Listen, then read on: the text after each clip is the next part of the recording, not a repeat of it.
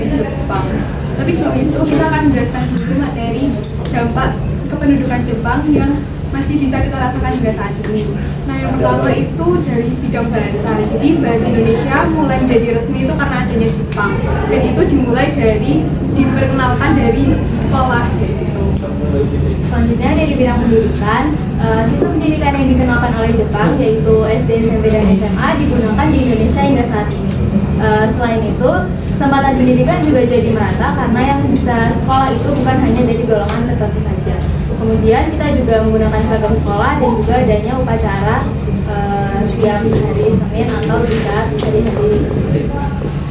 Kemudian tidak hanya pendidikan, tetapi Jepang juga memberikan dampak berupa koperasi, di mana Jepang mendirikan Kunyai atau koperasi yang bertujuan untuk mencukupi kebutuhan pokok nyata dan melindungi kepentingan ekonomi pribumi.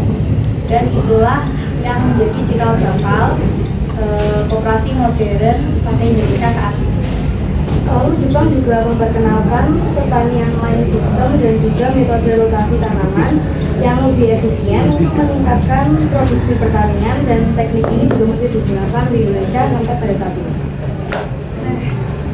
Sekian materinya. Sekarang kita akan menyanyikan materinya.